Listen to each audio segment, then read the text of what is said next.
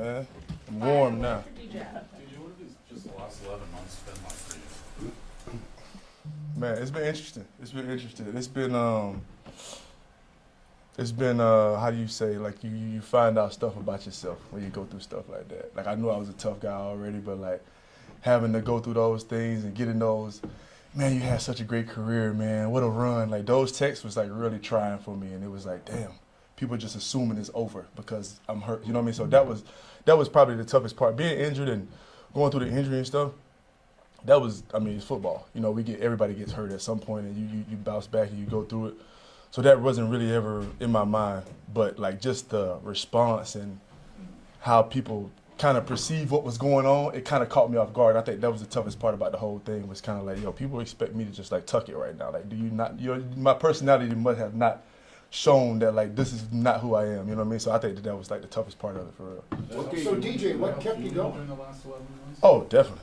I think that like more so for me, like I'm a competitor when it comes to like, oh, I can't do it. Okay, thanks. Like I appreciate that. So like that kind of gave me that feeling in throughout the rehab. It's kind of like this. Okay, thanks. I appreciate that. Like I've never had to prove myself or show anything like that. You know what I mean? So that was a good feeling for me. I think it was probably one of the best things that could ever happen for my career because I don't know how you gain hunger and like that fire over again when you're like rich and you don't have the like there's no worries. It's hard to like keep that fire if you're not competing for a championship every day. And aside from the fire that I have to just be the best player, but like that fire of like I got something to prove and I got to go out and show it every day.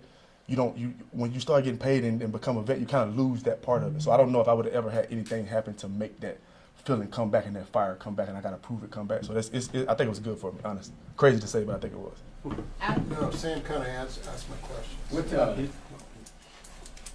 How you feeling? Fantastic. Yeah. Fantastic. I'm in Kansas City, bro. Yeah. I'm pretty ecstatic. You know what I mean? I can't, don't get much better than this. What's it been like getting welcome to the group and kind of finding your way through the offense right now? It's been dope. It's been really like kind of surprising how like welcoming and accepting and like everyone is. You know, I play offensive line, so we have a theory that like no one knows who we are. You know what I mean? So it's like when you come in the building, they're like, "Oh, OG, what's good?" Like they talk to me, I'm like, "Oh, what's up? What's up? Appreciate you." Like everybody's excited for me to be here, and that's a really good feeling. Like coming from some place, you've been in one place for so long, and then you go to a new place and you're getting welcomed with open arms by all pro players. You know what I mean? It's not like you're getting welcomed with open arms by a bunch of slappers. It's like, yo, we need you. Like, please come and save us. It's like you're getting all pro guys' arms stretched out. Like, oh my God, we're so happy that you're here. And it's like, yo, this is a great feeling. Nobody knows, obviously, your body, where you're at right now. How long, in your opinion, reasonably will it take for you to feel like I'm ready to go? I mean, my body's fine. I'm just here. Whenever they tell me that it's time to go, whenever Coach Reed says it's time to go, that's when I'm going to go. But my body's fine. Could that be as early as Friday or next week? Or? I promise. If I had a crystal ball, I'd give it to you. I'd tell you. But I don't. Whenever he tell me to go time, I'm jumping off the shelf. DJ, you may have spoken to this, but when you're hearing all that about people thinking you might just be done, what gave you the faith that, well, that's ridiculous, like I'm going to be back? Because I felt like I was putting myself in a position to go to the table. Like I knew that my contract was getting close to the end. My mind, aside from injury, that I'm preparing to get ready to go into a contract year or we're finna do something this offseason. So then you get hurt and then you get released and then the automatic response is like, oh, great year. So it's like my minds were two polar opposites of what the response that I was getting from people. I'm thinking that I'm still who I think I am, and I'm finna get ready to get paid, and all this is finna go down, and then I get hurt, and it's like the world is like, hey, good job, man. Go hang out with your kids, coach your soccer, do something like that, and it's like, nah, that's not. You clearly don't know me, who I am. And can you just tell us a little bit about the process of coming to the Chiefs? How it unfolded, and what makes you so excited to be here? It's probably obvious, but honestly, I'm gonna be honest with you. When I first got released, I told my kids, and I told my kids like, yo, Dad's gonna get fired. Like I'm not gonna be on the Cardinals anymore. Like, just to kind of, I didn't even know how to explain it to them. Just kind of give them a heads up before they went to school and their friends are telling them, because my son didn't even know the magnitude about like football and all that stuff. And he goes to school and he finds out what's going on like that, you know. So I wanted to give him a heads up. And my son Dash, immediate, no better eyelash, didn't care about me getting released. I really want you to go to Kansas City so you can play with Patrick Mahomes and you can probably win a Super Bowl. And I was like, Yeah, son, thank you. Like it was no, like he didn't have a care about like what's going on. His automatic mind was like, you should go to the Chiefs. And I was like, from then on, the whole thing, everybody would say something here and there. And I was like, my son said that's where I'm going, so I don't know, man. We'll see how it go. So fast forward now, here we are, and I've been calling him every day, like, man, you a trip, boy. You spoke it, boy. We're gonna go last three here. Matt, Nate, How and old Nick. is he?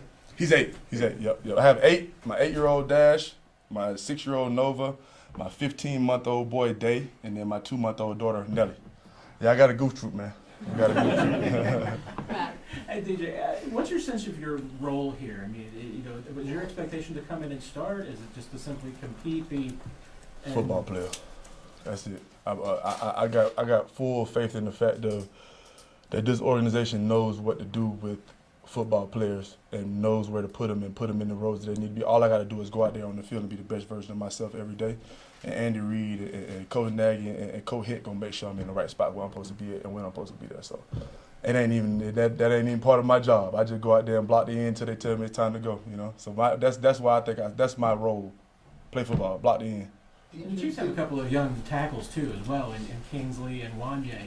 Mm-hmm. Do you feel like there's a sense of leadership and mentorship that you can provide to those guys?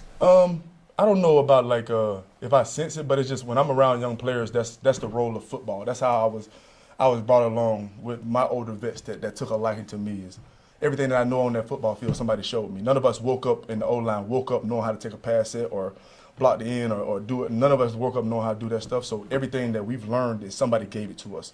So it's my responsibility to make sure I pass it. I can't let you do something that I know the solution to and keep watching you do it. And just keep letting you not know what's going on. That's not how I was brought up in football. That's not how my OGs did me in ball. They always pulled me to the side and showed me the game. So that's what I'm here for. I'm here to pass the game on and make sure I leave it better than I found it. Last two, Nate and then Nick. DJ, I guess I have 2 questions really quick. Did you have any conversations with DeAndre about his experience with Kansas City before you joined? And then secondly, what is it when you initially, know you're going to play with Patrick Mahomes, just what goes through your mind? Me and Hop definitely talked a couple times, and I had to tell him in the middle of it, like, hey, bro, you don't have to sell me on this thing, bro. Like, I don't need a sales pitch on the Kansas City Chiefs, bro. He was trying, though. He was trying to, yeah. He was trying to tell me, like, because he knew what the situation was, that I was talking to other teams and stuff like that. So he was trying to, like, give me a real sense from a player perspective what it was like here.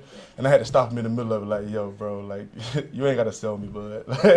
I know what's going on over there, bud. I watch TV, so you ain't got to sell me on nothing. Last one, Nick. Well, your just initial thoughts about having the opportunity to play with Patrick.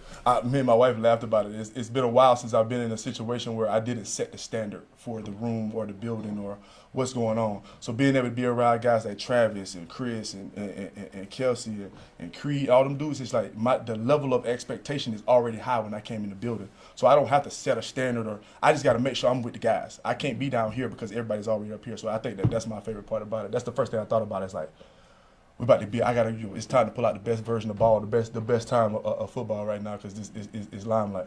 Last one, Nick. Did you play with Juwan in college? I missed him by a year. Okay. So my rookie year was his freshman year. Okay. Yep. And DJ, for you, when you're waiting to get medically cleared and everything, how do you approach trying to be able to stay in condition and get in condition from a football perspective? Man, honestly, I got to give a shout out to my guys at AMGD Sports. Those dudes, man, I mean, from Doug to Brian to CJ to Josh to my man K2, my boy, the PT that really we did everything together from day one of me getting released. I mean, those dudes never allowed me to like sink or be down on myself or anything like that. And they really got me through this thing, and they made sure that I kept my standard the whole time, even when I was not feeling good and all that stuff. They made sure that I lived up to who they thought I was every time, even until I got myself there mentally, and then we took it to the next level. So it was good. I got tougher. Yeah, I got tougher. Thanks, DJ. Thank you. Appreciate y'all, man. Y'all have a good one. Yes, you do.